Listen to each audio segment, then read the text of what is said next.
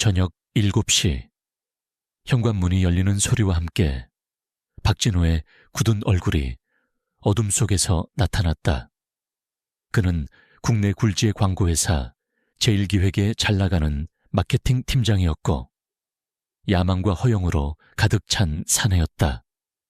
그의 눈에는 아내 이서연의 초라한 모습이 늘 불만이었다. 오늘 저녁은 또 뭐야? 매일 똑같은 김치찌개, 된장찌개. 당신은 창의성이라는 게 없어. 진우는 넥타이를 느슨하게 풀며 소파에 몸을 던지듯 앉았다. 그의 목소리에는 노골적인 경멸이 묻어났다. 서연은 말없이 식탁 위에 저녁을 차렸다. 그녀는 30 중반의 나이에도 불구하고 수수하다 못해 초라해 보이는 행색이었다. 값싼 시장 옷에 화장기 없는 얼굴. 진우가 보기에는 자신의 성공한 남편 이미지에 전혀 어울리지 않는 아내였다. 내일 중요한 클라이언트 미팅 있는 거 알지? 부장님은 사모님이 직접 만든 도시락이며 고급 양주까지 챙겨주신다는데 나는 당신한테 뭘 기대해야 하나. 진우의 비아냥은 끝이 없었다. 그는 아내가 자신의 사회적 성공에 걸림돌이라고 생각했다. 돈 많은 집안 딸이나 하다못해 번듯한 직업이라도 가진 여자였다면 자신의 출세 가도에 날개를 달아주었을 것이라는 망상에 사로잡혀 있었다. 서연은 그저 묵묵히 그의 말을 듣고만 있었다. 결혼 생활 5년, 그녀는 진우의 이런 태도에 익숙해질 법도 했지만 매번 가슴 한구석이 시리게 아파왔다. 그녀는 반박하거나 변명하지 않았다. 그럴 필요도, 그럴 가치도 없다고 생각했기 때문이다. 그녀에게는 진우가 상상조차 할 수 없는 거대한 비밀이 있었다. 식사가 끝나고 진우가 샤워를 하러 들어간 사이 서연은 자신의 작은 골방으로 향했다. 그곳에는 낡은 책상과 함께 그녀의 또 다른 세계로 통하는 창구가 있었다. 최신형 보안 노트북. 그녀는 노트북을 켜고 지문 인식을 통해 접속했다. 화면에는 스위스 취리히에 본사를 둔 글로벌 금융기술 그룹 글로벌 호리즌 홀딩스 GHH의 내부 포털이 나타났다. 서연은 GHH의 주요 개인 주주이자 그룹의 투자 결정에 막대한 영향력을 행사하는 숨겨진 실세였다. 그녀의 할아버지가 GHH의 창립 멤버 중 한 명이었고 부모님마저 불의의 사고로 돌아가신 후 막대한 지분을 상속받았다. 하지만 그녀는 화려한 상속녀의 삶 대신 평범한 삶을 선택했다. 아니, 어쩌면 강요당했는지도 몰랐다. 그녀의 막대한 재산을 노리는 친척들과 복잡한 내부 권력 다툼을 피해 한국으로 돌아와 신분을 숨기고 살아온 것이 벌써 10년째였다. 모니터에는 GHH의 유럽 지부장이 보낸 긴급 보고서가 떠 있었다. 차세대 AI 반도체 기업에 대한 대규모 투자 안건이었다. 수천억 원이 오가는 중요한 결정. 서연은 날카로운 눈빛으로 보고서를 읽어 내려갔다. 그녀의 손가락은 빠르게 키보드를 두드리며 복잡한 데이터들을 분석하고 예리한 질문들을 정리했다. 방금 전까지만 해도 남편의 저녁 식사를 챙기던 평범한 주부의 모습은 온데간데 없었다.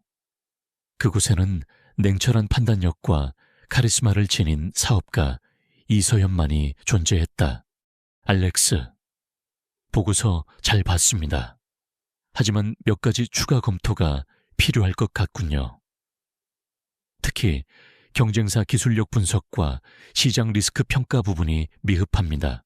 내일 오전 8시 스위스 현지 시간에 화상회의를 통해 자세히 논의하죠. 서연은 간결하지만 단호한 어조로 답신 메일을 작성했다. 메일 하단에는 엘스카 히체라는 그녀의 이니셜 서명만이 남아있었다.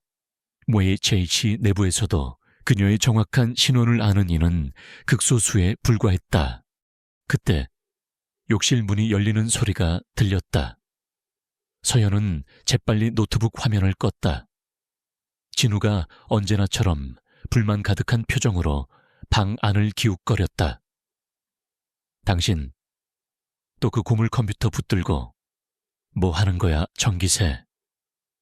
아깝게, 그냥 인터넷으로 요리법 좀 찾아보고 있었어요. 서연은 태연하게 둘러댔다. 그녀의 이중생활은 언제나 이렇게 아슬아슬한 줄타기와 같았다.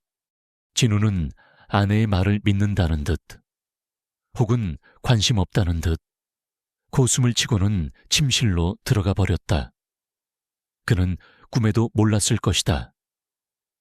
방금 전 아내가 고물 컴퓨터로 수천억 원대의 투자 결정을 보류시켰다는 사실을, 그리고 그 전기세 아까운 아내가 사실은 자신이 평생 만져보지도 못할 만큼의 부를 소유하고 있다는 것을. 다음 날 아침, 진우는 중요한 프레젠테이션을 앞두고 잔뜩 신경이 곤두서 있었다. 그는 값비싼 명품 시계를 차고 최고급 원단으로 맞춘 양복을 입으며 거울 앞에서 한참이나 자신의 모습을 점검했다. 서연 씨, 내 넥타이 어디 있어? 어제 분명히 다려놓으라고 했을 텐데. 그의 목소리는 짜증으로 가득 차 있었다. 서연은 조용히 다림질이 잘 된 실크 넥타이를 가져다 주었다. 그녀는 남편의 성공을 바라지 않는 것은 아니었다. 하지만 그의 성공이 자신에 대한 존중으로 이어지지 않는다는 것을 알기에 마음 한구석은 늘 공허했다. 진우가 출근한 후 집안에는 다시 정적이 찾아왔다. 서연은 간단히 아침을 해결하고 GHH의 스위스 본사와 화상회의를 시작했다. 화면 속에는 GH의 핵심 임원들이 긴장된 표정으로 그녀의 지시를 기다리고 있었다. 어제 말씀드린 AI 반도체 기업 투자건에 대해 저는 좀 더 신중한 접근이 필요하다고 판단합니다. 현재 시장 상황과 기술 변동성을 고려할 때 우리가 감수해야 할 리스크가 너무 큽니다. 대체 투자 포트폴리오를 재검토하고 최소 3개월간 시장 추이를 더 지켜본 후 결정하는 것이 좋겠습니다. 서연의 발언은 명확하고 논리정연했다. GHH에 노련한 임원들조차 그녀의 통찰력과 분석력에 감탄하지 않을 수 없었다. 회의는 서연의 의견을 전적으로 수용하는 방향으로 마무리되었다. 회의가 끝나자 긴장이 풀리면서 피로감이 몰려왔다. 밤낮이 바뀐 생활과 극도의 보안을 유지해야 하는 이중생활은 생각보다 고된 일이었다. 그녀는 잠시 창밖을 바라보았다. 평범한 아파트, 단지의 풍경, 저 풍경 속에서 자신은 그저 능력 없는 남편 덕에 편하게 사는 아내로 보이겠지. 진우는 저녁 늦게 술에 취해 귀가했다. 프레젠테이션은 성공적이었는지 그의 얼굴에는 오랜만에 웃음기가 어려 있었다. 하지만 그 웃음은 서연을 향한 것이 아니었다. 오늘 내가 얼마나 대단했는지 알아. 경쟁사 팀원들 앞에서 PT로 아주 박살을 내줬다고. 부장님도 나보고 이번 프로젝트 끝나면 특별 승진시켜 주신대. 그는 소파에 드러누워 혼자 떠들어댔다. 서현은 그저 조용히 듣고만 있었다. 아, 맞다. 다음 주에 회사 창립기념 파티 있는데 당신은 올 생각하지 마. 쪽팔리니까. 그냥 집에서 조용히 저녁이나 차려놓고 기다려. 성공의 기쁨도 잠시. 진우는 다시 본색을 드러냈다. 그의 눈에는 아내가 자신의 빛나는 성공에 흠집을 내는 존재일 뿐이었다. 서연은 아무 대답도 하지 않았다. 그녀의 마음속에는 더 이상 슬픔이나 분노 같은 감정은 남아있지 않았다. 그저 깊이를 알 수 없는 차가운 무관심만이 자리 잡고 있을 뿐이었다. 어쩌면 그녀는 이미 이 결혼에 대한 모든 기대를 접었는지도 몰랐다. 그녀는 자신의 세계에서 자신만의 방식으로 살아남아야 했다. 남편이라는 이름에 가장 가까운 타인에게조차 기댈 수 없는 고독한 싸움이었다. 박진우 팀장이 야심차게 추진하던 프로젝트는 오로라 코스메틱이라는 신생 럭셔리 브랜드의 국내 론칭 캠페인이었다. 그는 광고주에게 파격적인 성과를 약속했고 회사 내부에서도 그의 성공을 의심하는 이는 거의 없었다. 진우 자신도 이번 프로젝트를 통해 임원 승진의 발판을 마련하리라 확신하고 있었다. 그러나 캠페인 시작 일주일을 앞두고 예기치 않은 암초가 나타났다. 경쟁사인 벨루스 코리아에서 오로라 코스메틱의 주력 제품과 거의 동일한 컨셉과 성분을 가진 신제품을 먼저 출시해버린 것이었다. 심지어 벨루스 측은 오로라 코스메틱이 우리 제품을 표절했다는 식의 악의적인 언론 플레이까지 서슴지 않았다. 오로라 코스메틱의 이미지는 하루아침에 표절 브랜드로 낙인 찍힐 위기에 처했고 진우가 준비했던 모든 광고 전략은 무용지물이 될 판이었다. 이게 다 어떻게 된 거야? 내부 정보가 유출된 게 분명해. 진우는 사무실에서 길길이 날뛰었다. 그의 얼굴은 분노와 당혹감으로 벌겋게 달아올라 있었다. 팀원들은 그의 살벌한 기세에 숨도 제대로 쉬지 못했다. 그의 직속 상관인 김 부장은 그를 따로 불러내어 질책했다. 박 팀장, 이번 일 책임이 아주 막중해. 만약 이 사태 수습 못하면 당신 자리도 위태로울 수 있다는 거 명심하게. 진우는 절박했다. 그는 평소 알고 지내던 업계 인사들에게 연락해 벨루스 측의 동향을 알아보려 했지만 모두들 냉담한 반응을 보일 뿐이었다. 그가 믿었던 인맥과 자신감은 위기 앞에서 아무런 힘도 발휘하지 못했다. 한편 같은 시각 스위스 취리히의 GHH 본사에서는 한국 시장 투자에 대한 중요한 논의가 진행 중이었다. GH의 투자 분석팀은 한국의 유망한 IT 스타트업인 넥스트젠 테크놀로지에 대한 대규모 지분 투자 안건을 이서연에게 보고했다.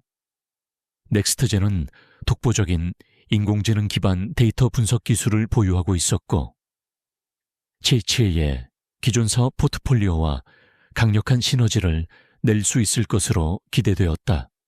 서연은 화상회의를 통해 보고를 받으며 날카로운 질문을 던졌다. 넥스트젠의 기술력은 의심할 여지가 없어 보입니다. 하지만 한국 시장의 규제 환경과 경쟁 구도는 어떻습니까? 특히 데이터 프라이버시 관련 법규는 GHH의 글로벌 스탠다드와 충돌할 가능성은 없는지요? 그녀의 지적은 언제나 핵심을 꿰뚫었다. GHH의 이사들은 그녀의 깊이 있는 통찰력에 다시 한번 감탄했다. 회장님 말씀대로 한국 시장의 규제 리스크는 분명 존재합니다. 하지만 저희 법무팀 검토 결과 충분히 관리 가능한 수준으로 판단됩니다. 또한 넥스트젠의 기술은 향후 GHH가 아시아 시장에서 디지털 금융 플랫폼을 확장하는 데 핵심적인 역할을 할 수 있을 것입니다. 투자 분석팀장의 답변에도 서현은 신중한 태도를 잃지 않았다. 알겠습니다. 일주일 내로 최종 검토 의견을 드리겠습니다. 그동안 넥스트젠의 경쟁사 현황과 잠재적 리스크에 대한 보충 자료를 준비해 주십시오. 회의를 마친 서현은 깊은 생각에 잠겼다. GHH의 한국 시장 진출은 오래전부터 계획해왔던 일이었지만 지금처럼 남편 진우가 위기에 처한 상황에서 공개적으로 활동하는 것은 큰 부담이었다. 만약 GHH의 주요 주주라는 사실이 알려진다면 그녀가 애써 지켜온 평온한 일상은 산산조각 날 것이 뻔했다. 그녀는 자신의 개인 정보망을 통해 진우의 회사에서 벌어지고 있는 일을 좀 더 자세히 파악하기 시작했다. 오로라 코스메틱의 정보 유출 정황, 벨루스 코리아의 비정상적인 시장 선점 움직임, 단순한 우연이라고 보기에는 석연치 않은 구석이 많았다. 어쩌면 진우의 위기 뒤에는 더 큰 검은 손이 숨어 있을지도 모른다는 불길한 예감이 들었다. 그날 밤, 진우는 만취 상태로 귀가했다. 그는 현관에 들어서자마자 서연에게 고함을 질렀다. 당신은 도대체 뭐 하는 여자야? 남편이 지금 죽게 생겼는데 태평하게 집에서 살림이나 하고 있을 정신이 있어. 그의 입에서는 악취와 함께 험한 말들이 쏟아져 나왔다. 내가 얼마나 노력해서 이 자리까지 올라왔는데 저 빌어먹을 벨루스 놈들 때문에 모든 게 끝장나게 생겼다고. 당신이라도 좀 도움이 돼야 할 거 아냐. 처갓집이 잘 살면 장인어른한테 부탁이라도 해보겠지만 당신 같은 여자한테 뭘 기대하겠어. 진우는 서연의 가슴에 비수를 꽂는 말들을 아무렇지도 않게 내뱉었다. 그의 눈에는 아내가 자신의 불행을 가중시키는 무능한 존재일 뿐이었다. 서연은 남편의 행패를 묵묵히 받아냈다. 그녀의 마음은 이미 차갑게 식어 있었지만 한편으로는 연민과 비슷한 감정이 고개를 들기도 했다. 저렇게까지 망가져버린 남편의 모습이 안쓰럽기도 했고 어쩌면 이 모든 상황을 해결할 수 있는 열쇠를 자신이 쥐고 있다는 사실에 복잡한 심경이 들었다. GHH의 한국 투자. 만약 넥스트젠이 아니라 다른 방식으로 시장에 영향을 줄 수 있다면 서연의 머릿속에서 새로운 가능성이 떠올랐다. GH가 오로라 코스메틱의 모회사나 혹은 제일기획의 주요 광고주와 관련된 해외 기업에 전략적 투자를 단행한다면 혹은 벨루스 코리아의 부도덕한 경쟁 행위에 대한 증거를 확보하여 여론을 반전시킬 수 있다면 물론 이 모든 것은 위험한 발상이었다. 그녀의 정체가 드러날 가능성도 배제할 수 없었다. 하지만 만약 진우가 이대로 무너진다면 그 불똥은 결국 자신에게도 튈 것이었다. 그리고 무엇보다 그녀는 불의를 보고만 있는 성격이 아니었다. 비록 남편에게 깊은 상처를 받았지만 그가 부당하게 무너지는 것을 원하지는 않았다.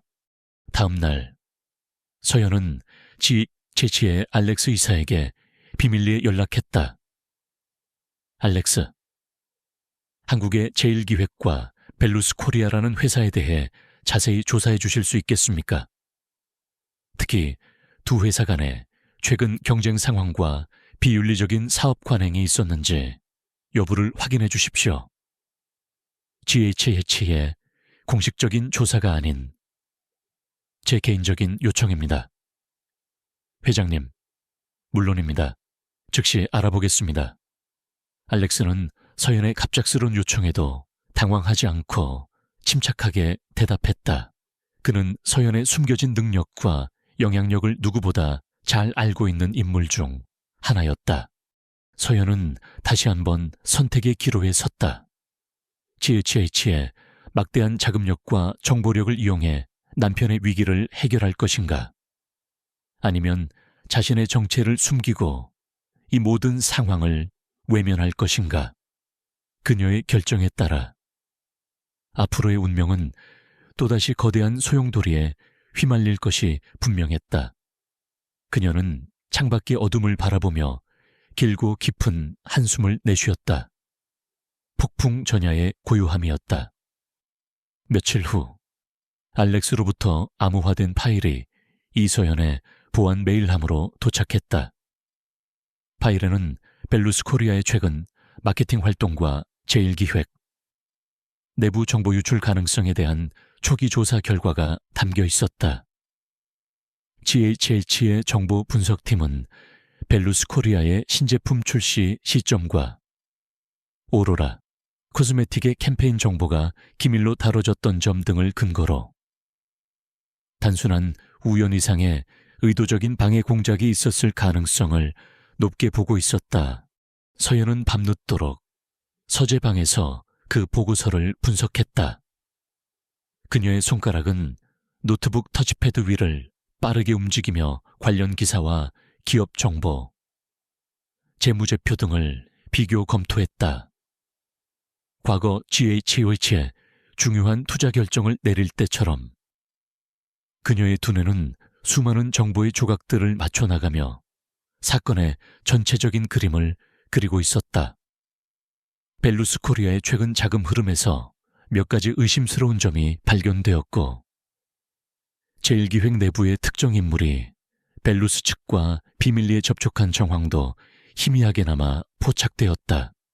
역시 단순한 불운이 아니었어. 서연은 차가운 한숨을 내쉬었다. 박진우는 아마도 거대한 음모의 희생양이 되고 있는지도 몰랐다. 비록 그가 자신에게 상처를 주는 남편일지라도 그가 부당하게 무너지는 것을 보고만 있을 수는 없었다. 다음 날 저녁, 진우는 평소보다 더욱 지친 모습으로 귀가했다. 회사에서의 압박감과 불안감은 그의 얼굴에 그대로 드러나 있었다. 오늘 광고주 미팅이 있었는데 완전 개박살 났어. 벨루스 놈들이 우리 내부 자료까지 빼돌려서 광고주한테 먼저 선수 친 것 같아.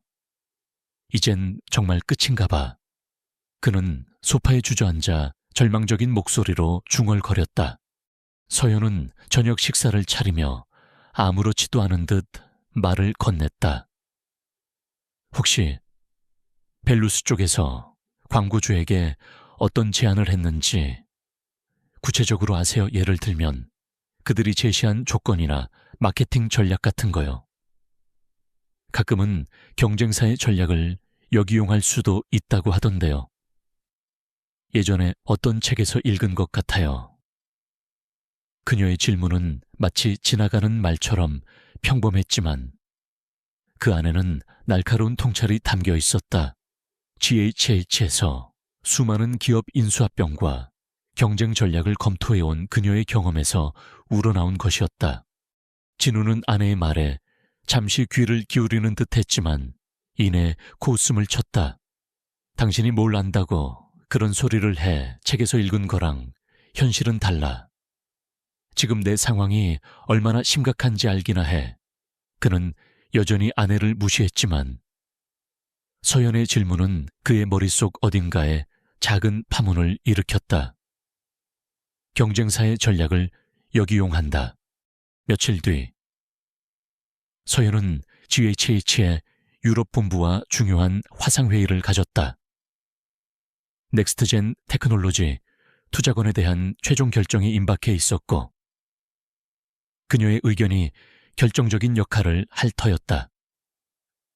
회의는 영어로 진행되었고 서연은 유창한 영어로 자신의 분석과 전략적 판단을 명확하게 전달했다.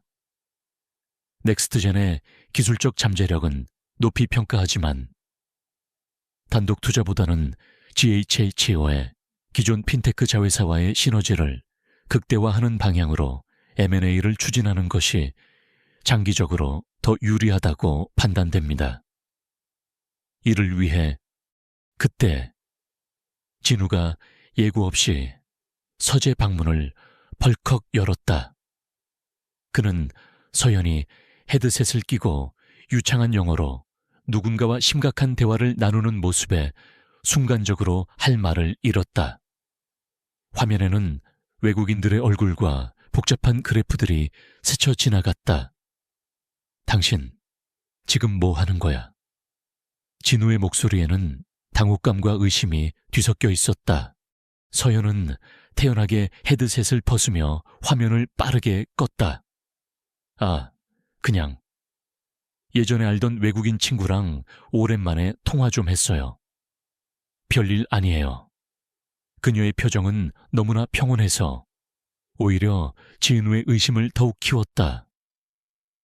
외국인 친구 저렇게 심각한 표정으로 저런 전문 용어들을 써가면서 진우는 더 이상 아무것도 묻지 않았지만 그의 머릿속은 복잡해졌다. 아내에게 뭔가 자신이 모르는 모습이 있다는 것을 어렴풋이 느끼기 시작한 것이었다. 그녀의 지나치게 침착한 태도, 가끔씩 던지는 예리한 질문들, 그리고 방금 목격한 유창한 영어 실력까지 그 모든 것이 그가 알고 있던 무능하고 평범한 아내의 모습과는 거리가 멀었다. 그렇다고 해서 그가 아내를 존중하기 시작한 것은 아니었다. 오히려 그는 아내가 자신 몰래 무언가 다른 짓을 하고 있는 것은 아닌지, 혹은 자신을 속이고 있는 것은 아닌지 의심하기 시작했다. 어쩌면 돈 많은 남자라도 숨겨두고 있는 건 아닐까 하는 터무니없는 상상까지 하기도 했다. 서연은 남편의 그런 의심을 눈치챘지만 애써 담담한 척했다.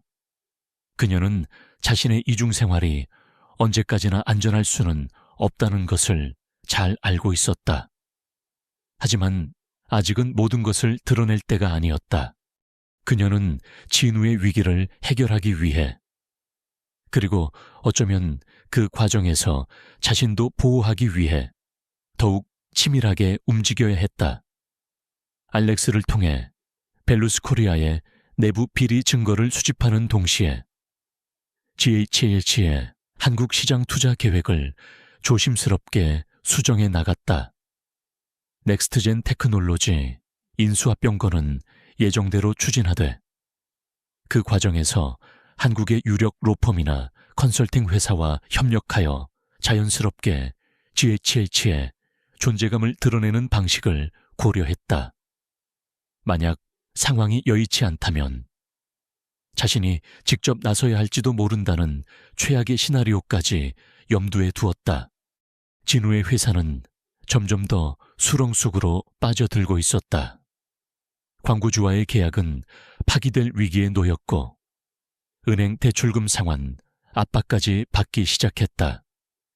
진우는 매일 밤 술에 절어 귀가했고 서연에게 폭언을 퍼붓는 날도 잦아졌다. 다 당신 때문이야. 당신처럼 아무짝에도 쓸모없는 여자를 만난 내 인생이 꼬인 거라고. 그의 절규 속에는 절망과 자기 혐오, 그리고 서연에 대한 비뚤어진 원망이 뒤섞여 있었다. 서연은 그 모든 것을 감내하며 때를 기다렸다. 그녀의 손에는 이미 벨루스 코리아의 치부를 드러낼 수 있는 몇 가지 결정적인 단서들이 확보되어 있었다. 이제 남은 것은 이 칼을 언제, 어떻게 휘두를 것인가 하는 문제뿐이었다. 그녀의 고요한 눈빛 속에는 차가운 결단력이 서서히 차오르고 있었다. 폭풍이 몰아치기 직전의 고요함처럼 그녀의 침묵은 더 큰 파장을 예고하고 있었다. 벨루스 코리아의 공세는 예상보다 훨씬 거셌다. 그들은 오로라, 코스메틱이 자사의 핵심 기술과 디자인을 도용했다는 주장을 뒷받침하는 증거라며 교묘하게 편집된 내부 자료들을 언론에 대대적으로 살포했다. 소비자 여론은 순식간에 악화되었고 오로라 코스메틱 본사에서는 제1기획과의 계약 파기 및 손해배상 청구까지 검토하고 있다는 소문이 파다하게 퍼졌다. 박진우의 입지는 그야말로 풍전등화였다.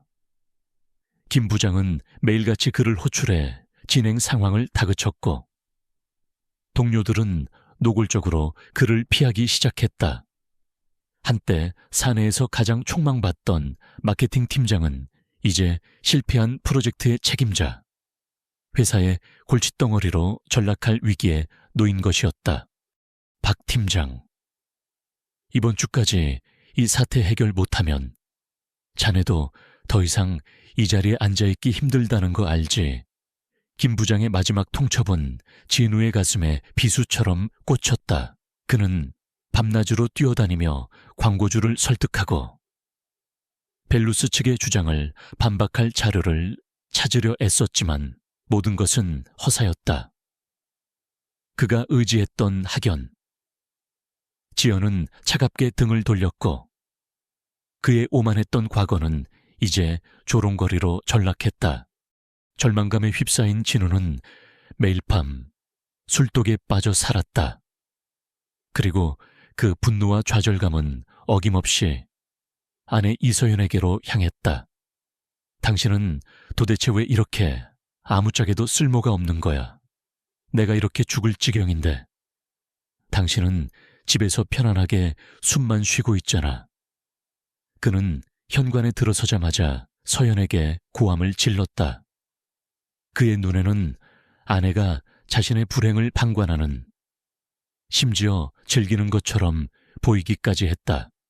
다른 집 여자들은 남편이 힘들 때 어떻게든 도와주려고 애쓴다는데 당신은 대체 뭘 할 줄 아는 게 있어 돈이 있기를 해. 능력이 있기를 해. 하다못해 든든한 친정이라도 있기를 해.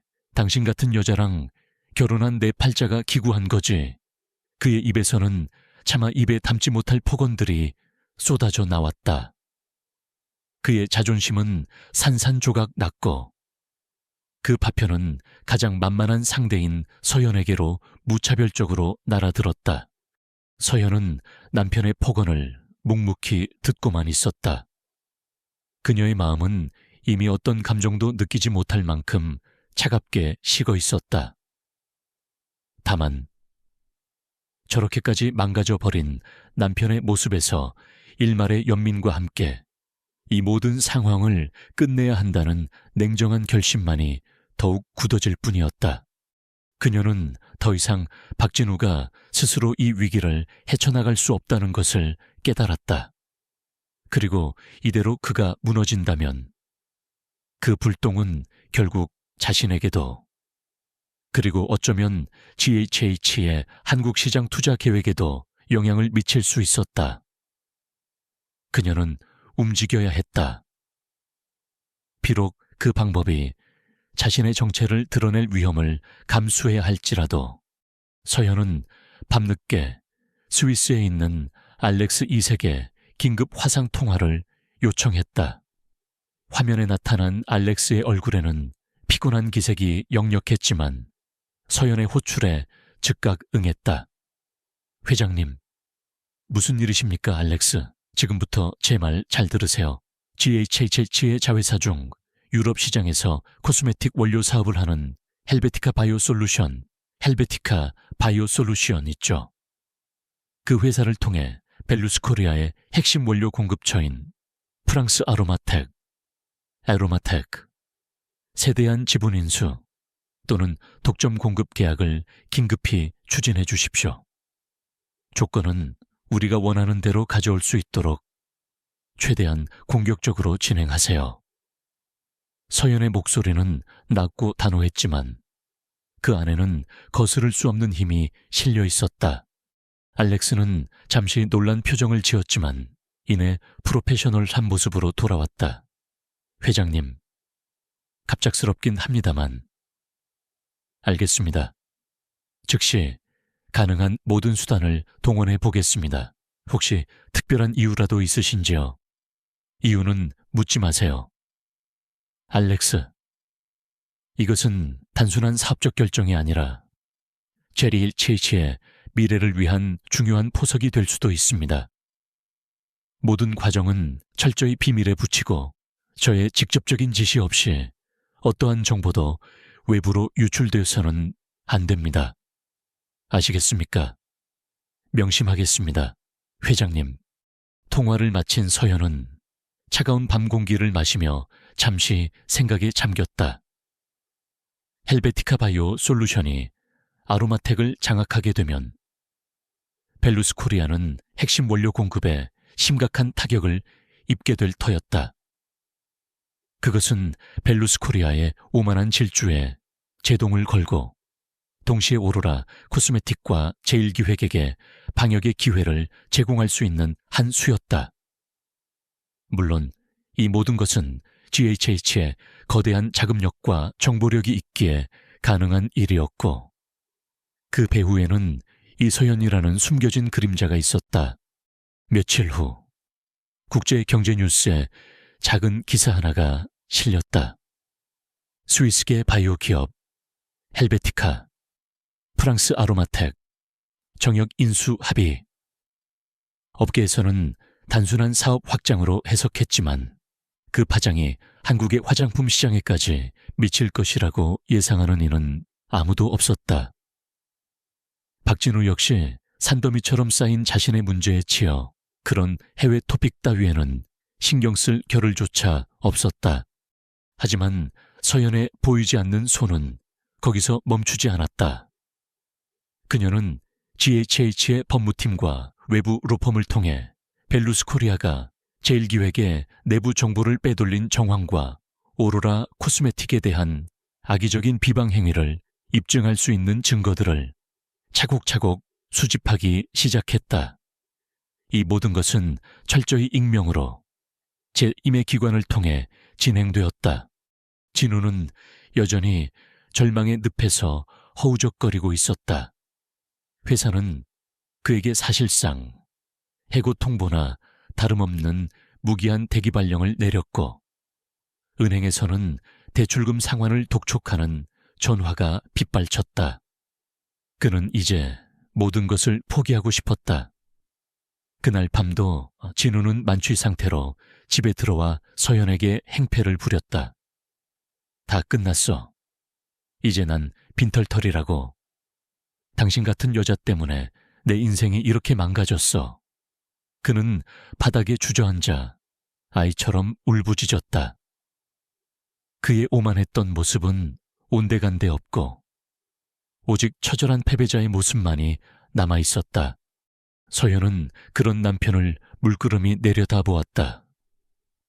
그녀의 눈빛에는 경멸도, 동정도 아닌 알 수 없는 복잡한 감정이 어려 있었다.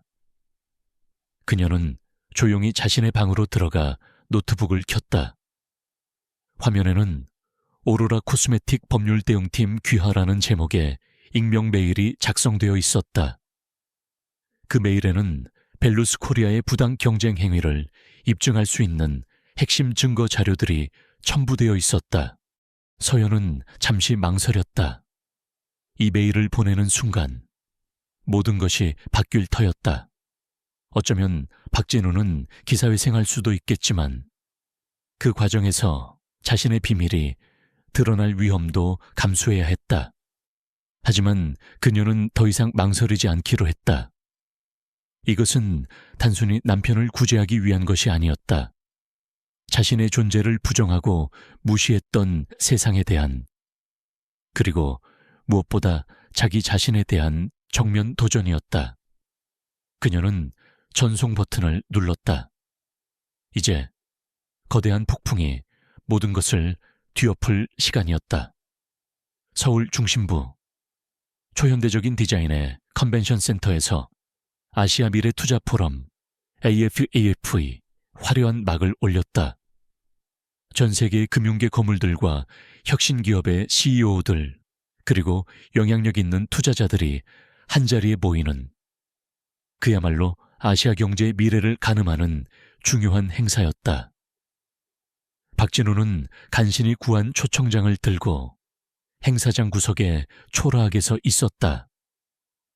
한때 잘 나가던 마케팅 팀장이었던 그는 이제 실패한 프로젝트의 책임자, 업계의 낙오자일 뿐이었다. 그의 눈에는 성공한 비즈니스맨들의 자신감 넘치는 모습과 특히 최근 자신을 나락으로 떨어뜨린 벨루스 코리아의 임원들이 VIP 라운지에서 웃음꽃을 피우는 장면이 가시처럼 박혔다. 젠장. 나도 저 자리에 있어야 하는데. 진우는 쓰디쓴 패배감을 삼키며 주변을 두리번거렸다. 혹시라도 재기의 발판이 될 만한 인맥이나 정보를 얻을 수 있을까 하는 신락 같은 희망 때문이었다. 하지만 그에게 말을 걸어오는 사람은 아무도 없었다. 오히려 그를 알아본 몇몇은 못 본 척 외면하거나 뒤에서 수군거리는 듯했다. 제1기획 박진우 팀장, 오로라 코스메틱 건으로 완전히 끝났다며. 그의 귀에는 그런 비웃음들이 환청처럼 맴돌았다. 포럼의 하이라이트는 글로벌 금융기술그룹 GHX, 글로벌 호라이즌 홀딩스의 특별 세션이었다. GHH는 최근 한국 시장에 대한 공격적인 투자 계획을 암시하며 업계의 뜨거운 관심을 받고 있었다. 사회자가 GHH의 발표자를 소개하기 시작했다. 다음은 글로벌 금융 및 기술 투자의 거인, 글로벌 호리즌 홀딩스의 아시아 시장 전략 및 미래 투자 비전에 대해 들어보는 시간을 갖겠습니다.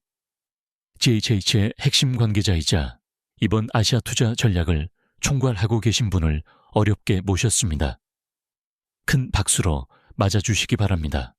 웅장한 음악과 함께 무대 중앙의 대형 스크린에 GHH의 로고가 떠올랐고, 잠시 후 무대 한쪽에서 한 여인이 천천히 걸어 나왔다. 세련된 다크네이비 색상의 파워수트에 단정하면서도 지적인 분위기를 풍기는 헤어스타일. 그녀의 발걸음은 침착했고 표정은 자신감으로 가득 차 있었다. 수백 명의 시선이 일제히 그녀에게 쏠렸다. 박진우는 무심코 무대를 바라보았다가 순간 자신의 눈을 의심했다. 심장이 바닥으로 곤두박질 치는 것 같았다. 설마. 아니야. 닮은 사람이겠지. 말도 안 돼. 그의 입술이 파르르 떨렸다.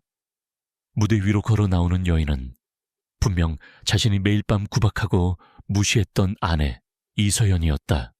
하지만 지금 그녀의 모습은 진우가 알던 초라하고 순종적인 아내가 아니었다. 머리부터 발끝까지 전혀 다른 사람처럼 보였다. 사회자의 소개가 이어졌다. 글로벌 호라이즌 홀딩스의 아시아 투자 전략 부문 수석 어드바이저이자 그룹의 주요 이사 결정권자이신 이서현 대표님을 소개합니다. 이서현 대표님. 그 호칭이 진우의 뇌리의 망치처럼 내리꽂혔다. 그는 숨이 멎는 듯한 충격에 휩싸여 아무런 소리도 내지 못했다. 주변의 모든 소음이 사라지고 오직 무대 위 아내의 모습만이 그의 시야를 가득 채웠다. 서연은 연단 앞에 서서 청중들을 향해 가볍게 목례했다. 그리고 유창하고도 매력적인 저음의 목소리로 연설을 시작했다. 그녀는 영어로 GHH의 글로벌 비전과 아시아 시장, 특히 한국 시장의 잠재력에 대해 이야기했다. 복잡한 경제 지표와 시장 분석을 명쾌하게 설명하고 미래 기술에 대한 깊이 있는 통찰력을 제시하는 그녀의 모습은 그 자체로 압도적인 카리스마를 뿜어냈다. 청중들은 그녀의 연설에 완전히 매료되었고 곳곳에서 감탄사가 터져 나왔다. 진우는 마치 유체이탈이라도 한 것처럼 멍하니 서연을 바라보았다. 지금 저 무대 위에서 세계적인 금융 전문가들을 상대로 당당하게 연설하고 있는 저 사람이 정말 자신의 아내란 말인가? 매일 아침 자신을 위해 된장찌개를 끓이고 자신의 구박을 묵묵히 견뎌내던 그 초라한 여자가. 서연의 연설은 GHH의 한국 시장에 대한 구체적인 투자 계획 발표로 이어졌다. 글로벌 호라이즌 홀딩스는 향후 5년간 한국의 혁신 기술 기업 및 지속 가능한 성장 플랫폼에 총 100억 달러 규모의 투자를 집행할 예정입니다. 그 첫 번째 단계로 저희는 인공지능 기반 데이터 분석 분야에서 독보적인 기술력을 보유한 넥스트젠 테크놀로지의 지분 30%를 인수하기로 결정했습니다. 또한 GHH는 한국의 유망한 스타트업들을 발굴하고 지원하기 위한 별도의 벤처 캐피탈 펀드를 조성할 것입니다. 그녀의 발표는 행사장에 엄청난 파장을 불러일으켰다. 100억 달러. 그것은 한국 경제계 전체를 뒤흔들 만한 엄청난 규모의 투자였다. 기자들의 카메라 플래시가 쉴 새 없이 터졌고 투자자들은 GHH의 다음 행보에 촉각을 곤두세웠다. 연설을 마치고 단상에서 내려오는 서연에게 수많은 사람들이 몰려들어 명함을 건네고 인사를 청했다. 그녀는 그들 한 명 한 명에게 여유로운 미소와 함께 전문적인 답변을 건넸다. 그 모습은 진우가 한 번도 본 적 없는 너무나 낯설고도 위험 있는 모습이었다. 문득 서연의 시선이 객석 한 구석에 멍하니 서 있는 진우와 마주쳤다. 아주 짧은 순간이었지만 진우는 그 시선을 피할 수 없었다. 서연의 눈빛은 차분했지만 그 안에는 그 어떤 감정도 담겨있지 않은 듯했다. 마치 자신을 처음 보는 사람처럼 혹은 길가의 돌멩이를 보는 것처럼 무심한 눈빛이었다. 그 순간 진우는 온몸의 피가 싸늘하게 식어버리는 것을 느꼈다. 그의 머릿속이 하얗게 비어버렸다.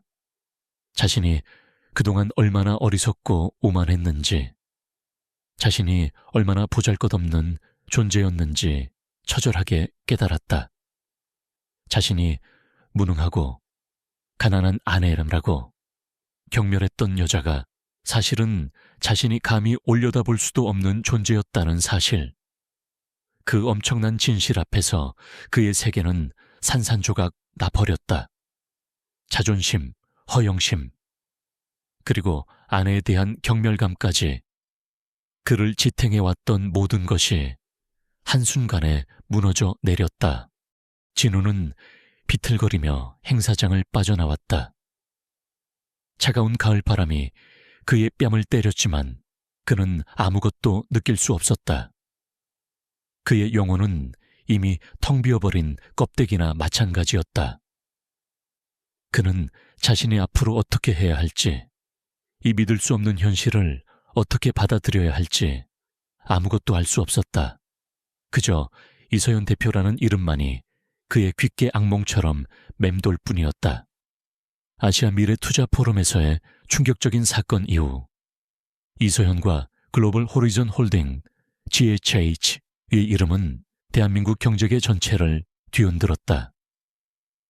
각종 언론 매체는 GHH의 대규모 한국 투자 계획과 함께 베일에 쌓여있던 젊은 여성 경영인 이서연 대표의 등장을 연일 대서특필했다.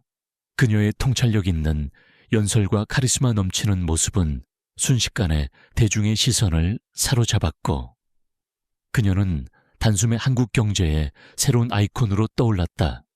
박진우는 세상이 뒤집힌 듯한 소용돌이 속에서 홀로 비참함을 곱씹었다. 며칠 동안 그는 집에도 들어가지 못하고 싸구려 모텔을 전전했다. 텔레비전을 켜면 아내의 얼굴이 나왔고 신문을 펼쳐도 아내의 기사가 대문짝만하게 실려 있었다. 자신이 그토록 경멸하고 무시했던 아내가 이제는 대한민국 전체가 주목하는 인물이 되어 있었다. 그 현실은 그의 남은 자존심마저 산산조각 냈다. 그의 머릿속에서는 과거 서연에게 저질렀던 모진 행동들이 끊임없이 재생되었다. 당신 같은 여자 때문에 내 인생이 꼬였어. 아무짝에도 쓸모없는 여자. 그 모든 말들이 이제는 부메랑이 되어 그의 심장을 난도질했다. 그는 자신이 얼마나 어리석고 오만했는지, 그리고 서연이 얼마나 깊은 상처를 받았을지 생각할수록 견딜 수 없는 죄책감과 수치심에 몸서리쳤다. 한편 이서연은 GHH의 한국 투자 프로젝트를 진두지휘하며 눈코 뜰 새 없이 바쁜 나날을 보내고 있었다. 그녀는 넥스트젠 테크놀로지 인수 계약을 성공적으로 마무리 짓고 한국의 유망 스타트업 발굴을 위한 GHH의 벤처스 코리아 설립을 공식 발표했다. 이와 동시에 그녀는 알렉스와 법무팀을 통해 벨루스 코리아의 부당 경쟁 행위에 대한 방역도 잊지 않았다. 서연이 익명으로 오로라 코스메틱 측에 전달했던 증거 자료들은 결정적인 역할을 했다. 오로라 코스메틱은 즉시 벨루스 코리아를 상대로 산업 스파이 및 명예훼손 혐의로 소송을 제기했고 공정거래위원회 역시 벨루스 코리아의 불공정 경쟁 행위에 대한 조사에 착수했다. GHH가 아로마텍을 인수하면서 핵심 원료 공급이 끊긴 벨루스 코리아는 사면촉에 몰렸고 결국 대표이사가 사임하고 회사는 존폐 위기에 놓였다. 이 과정에서 제1기획 내부에서 벨루스 측의 정보를 유출했던 인물 역시 해고되고 법적 처벌을 받게 되었다. 박진우의 직업적인 누명은 어느 정도 벗겨진 셈이었다. 하지만 그에게는 아무런 위안도 되지 못했다. 그의 모든 것을 잃어버린 듯한 상실감은 더욱 깊어질 뿐이었다. 며칠 후 그는 더 이상 도망칠 곳이 없다는 것을 깨닫고 무거운 발걸음으로 집으로 향했다. 집안의 풍경은 낯설었다. 서연은 없었지만 집안 곳곳에는 그녀의 영향력이 느껴졌다. 거실에는 고급스러운 원목, 테이블과 편안해 보이는 소파가 새로 놓여 있었고 서재방은 완벽한 홈 오피스로 변해 있었다. 그리고 무엇보다 집안에는 그가 한 번도 느껴보지 못했던 차분하고 정돈된 분위기가 감돌았다. 마치 다른 사람의 집에 들어온 듯한 착각마저 들었다. 그때 서연이 외출해서 돌아왔다. 그녀는 최고급 소재로 보이는 심플한 디자인의 원피스를 입고 있었고 손에는 GHH의 로고가 찍힌 서류 가방을 들고 있었다.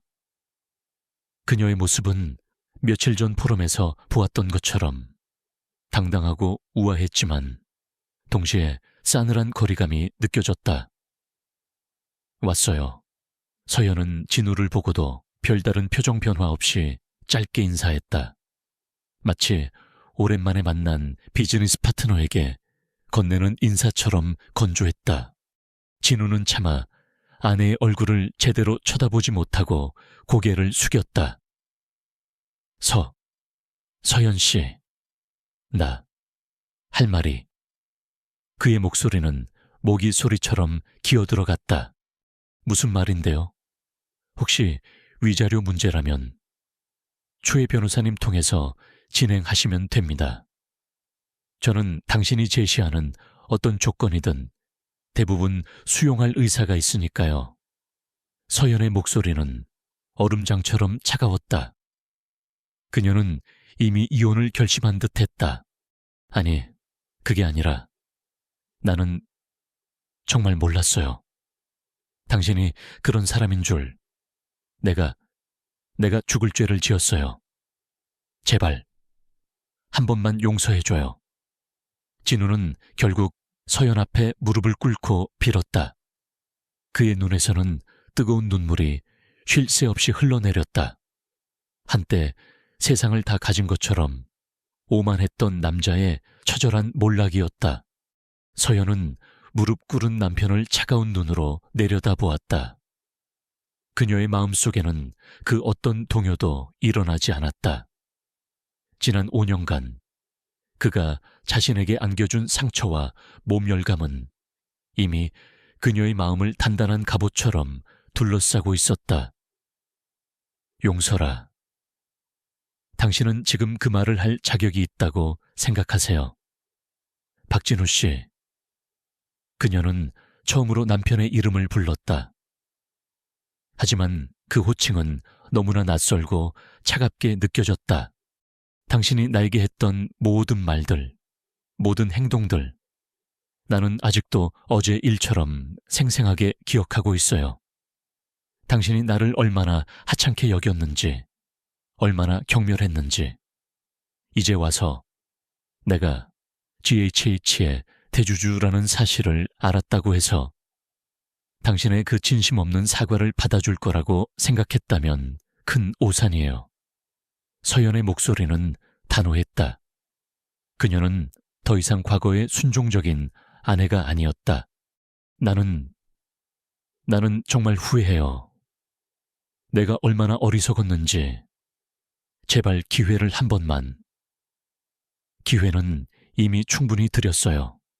박진우 씨, 당신 스스로 그 기회를 걷어찬 것뿐이고요. 서연은 싸늘하게 말을 끊고 자신의 방으로 들어가려 했다.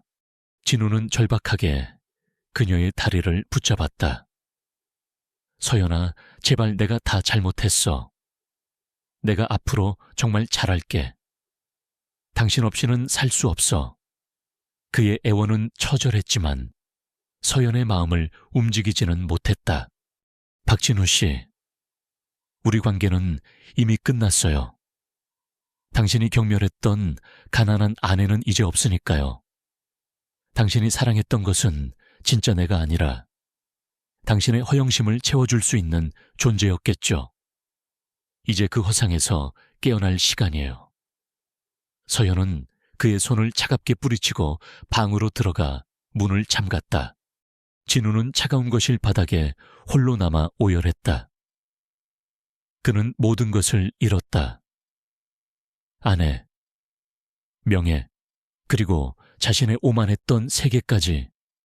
뒤늦은 후회는 스디슨 절망이 되어 그의 온몸을 짓눌렀다.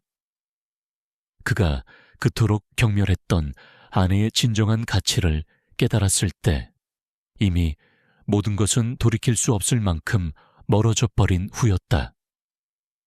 그들의 결혼 생활은 그렇게 차갑고도 잔인한 현실 앞에서 산산조각 나고 있었다. 1년이라는 시간이 흘렀다. 그동안 세상은 또 한 번 크게 요동쳤고 많은 것들이 제자리를 찾아가거나 혹은 새로운 질서 속으로 편입되었다. 벨루스 코리아는 불공정 경쟁 행위와 산업 스파이 혐의로 막대한 과징금을 부과받고 대표이사가 구속되는 등 혹독한 대가를 치렀다. 그들의 탐욕스러운 질주는 허무하게 막을 내렸고 시장에서는 다시 공정한 경쟁의 바람이 불기 시작했다. 제1기획 역시 내부 정보 유출자를 색출해 해고하고 오로라 코스메틱과의 관계를 일부 회복하는 등 자정 노력을 기울였다. 박진우는 그 모든 경랑의 중심에서 멀찌감치 떨어져 있었다. 그는 제1기획에서 권고사직 형태로 물러난 후 한동안 깊은 칩거에 들어갔다. 세상과 단절된 채 그는 오직 자신의 과거와 대면하는 처절한 시간을 보내야 했다. 아내 이서연에게 저질렀던 모멸적인 언행들, 자신의 어리석었던 허영심과 비뚤어진 자격지심, 그 모든 것들이 날카로운 칼날이 되어 그의 영혼을 핥히었다. 그는 자신이 얼마나 형편없는 인간이었는지, 그리고 아내가 얼마나 소중한 존재였는지 뼈저리게 깨달았다. 몇 달 후, 진우는 작은 사회적 기업에 일자리를 얻었다. 예전처럼 화려한 직함이나 높은 연봉은 없었지만 그는 그곳에서 묵묵히 땀 흘리며 일하는 것에 가치를 배웠다. 퇴근 후에는 심리학 서적을 읽거나 명상 프로그램을 통해 자신의 내면을 들여다보는 시간을 가졌다. 그는 더 이상 과거에 오만하고 경박한 박진우가 아니었다. 고통스러운 성찰의 시간을 통해 그는 조금씩 다른 사람으로 변해가고 있었다. 그는 서연에게 섣불리 연락하거나 용서를 구하려 하지 않았다. 그럴 자격이 없다고 생각했기 때문이었다. 다만 아주 가끔 그녀가 GHH의 대표로서 사회에 긍정적인 영향을 미치고 있다는 뉴스를 접할 때면 멀리서나마 그녀를 응원하는 마음을 가질 뿐이었다. 그의 마음속에는 서연에 대한 존경심과 함께 영원히 지워지지 않을 죄책감이 공존하고 있었다. 이서연은 GHH의 아시아 시장 전략을 성공적으로 이끌며 글로벌 경제계에서 확고한 입지를 다져가고 있었다. 그녀는 넥스트젠 테크놀로지 인수를 발판 삼아 한국의 혁신기술 생태계에 새로운 활력을 불어넣었고 GHH 벤처스 코리아를 통해 수많은 유망 스타트업들을 발굴하고 지원했다. 그녀의 리더십 아래 EH는 단순한 투자 그룹을 넘어 지속 가능한 성장과 사회적 책임을 다하는 선도적인 기업으로 평가받았다. 그녀는 더 이상 자신의 신분을 숨기지 않았다. 당당하게 세상 앞에 나섰고 자신의 능력과 비전을 마음껏 펼쳐 보였다. 하지만 그녀의 마음 한구석에는 여전히 풀리지 않은 숙제가 남아 있었다. 바로 박진우와의 관계였다. 법적으로 그들은 여전히 부부였지만 이미 마음은 너무나 멀어져 버린 상태였다. 가끔 알렉스나 최 변호사를 통해 진우의 소식을 간접적으로 전해 들을 때면 그녀의 마음은 복잡해지곤 했다. 그가 변하고 있다는 것, 과거의 잘못을 깊이 뉘우치고 있다는 것을 어렴풋이 느낄 수 있었다. 하지만 지난 5년간 그에게 받은 상처는 너무나 깊었고 그 상처가 아물기까지는 더 많은 시간이 필요했다. 어느 늦가을 저녁, 서연은 GHH 코리아 지사 설립 기념행사를 마치고 집으로 돌아왔다. 화려한 스포트라이트와 수많은 사람들의 찬사 속에서도 그녀는 문득 깊은 고독감을 느꼈다. 성공과 명예, 그 모든 것을 얻었지만 마음 한구석이 텅 빈 듯한 느낌을 지울 수 없었다. 그때 현관 앞에 낯익은 그림자가 서 있는 것을 발견했다. 박진우였다. 그는 예전보다 훨씬 수척해 보였지만 눈빛은 놀랍도록 차분하고 진솔해 보였다. 그는 서연을 보자 어색하게 고개를 숙였다. 오랜만이에요. 서연 씨. 그의 목소리는 낮고 조심스러웠다. 무슨 일이죠? 박진우 씨. 서연 역시 사무적인 말투를 유지했지만 마음 한구석이 살짝 흔들리는 것을 느꼈다. 잠깐 이야기 좀 할 수 있을까요? 길게 붙잡지는 않겠습니다. 두 사람은 어색한 침묵 속에서 거실로 들어섰다. 진우는 예전처럼 소파에 함부로 앉지 않고 서연이 권할 때까지 얌전히 서 있었다. 앉으세요. 서연의 말에 진우는 조심스럽게 소파 끝에 걸터 앉았다. 무슨 말을 하고 싶은 건데요. 먼저 지난 일들에 대해 다시 한번 사과하고 싶습니다. 제 어리석음과 오만함이 당신에게 얼마나 큰 상처를 줬는지 이제야 조금이나마 알 것 같습니다. 정말 미안합니다. 그의 사과는 꾸밈없고 진솔하게 들렸다. 서연은 말없이 그를 바라보았다. 그의 눈빛에서 더 이상 과거의 허영심이나 경멸감은 찾아볼 수 없었다. 대신 깊은 후회와 진심 어린 반성의 빛이 어려 있었다. 당신이 변했다는 건 알고 있어요. 서연이 조용히 입을 열었다. 진우는 놀란 표정으로 그녀를 쳐다보았다. 하지만 박진우 씨, 그렇다고 해서 과거의 상처가 쉽게 사라지는 건 아니에요. 우리 사이에는 너무나 많은 일들이 있었고 그 상처를 극복하기 위해서는 아마 아주 오랜 시간이 필요할지도 몰라요. 어쩌면 영원히 불가능할 수도 있고요. 알고 있습니다. 그래서 당신에게 어떤 것도 강요하거나 기대하지 않으려고 합니다. 다만 이것 하나만은 알아주셨으면 합니다. 나는 진심으로 변하고 싶고 당신에게 용서받을 자격이 있는 사람이 되고 싶습니다. 당신이 내게 어떤 결정을 내리든 나는 그 결정을 존중할 겁니다. 그의 말에는 더 이상 어떤 변명이나 자기 합리화도 없었다. 오직 담담한 진심만이 담겨 있었다. 서연은 창밖으로 시선을 돌렸다. 서울의 밤하늘이 별빛으로 반짝이고 있었다. 그녀의 마음은 여전히 복잡했지만 예전처럼 차갑고 단단하지만은 않았다.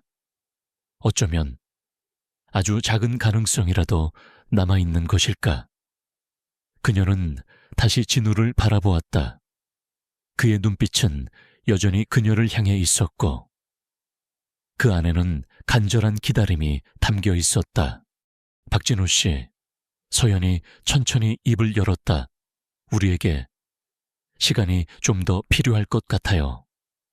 당신에게도, 그리고 내게도요. 그녀의 목소리는 부드러웠지만 그 안에는 단호한 의지가 실려 있었다. 그것은 완전한 용서도, 그렇다고 완전한 거절도 아니었다. 어쩌면 그것은 상처받은 두 영혼이 서로를 향해 아주 조심스럽게 내딛는 첫걸음일지도 몰랐다. 진우의 얼굴에 희미한 미소가 떠올랐다. 그는 더 이상 아무 말도 하지 않고 조용히 고개를 끄덕였다. 서연은 자리에서 일어나 창가로 다가갔다. 그녀는 이제 자신의 삶과 행복을 온전히 자신의 손으로 결정할 것이었다. 그 결정이 어떤 결과를 가져오든 그녀는 더 이상 과거의 그림자에 얽매이지 않고 당당하게 앞으로 나아갈 준비가 되어 있었다. 그녀의 눈앞에는 수많은 가능성으로 가득 찬 미래가 펼쳐져 있었다. 그리고 그 미래를 선택하는 것은 오롯이 그녀 자신의 몫이었다. 네.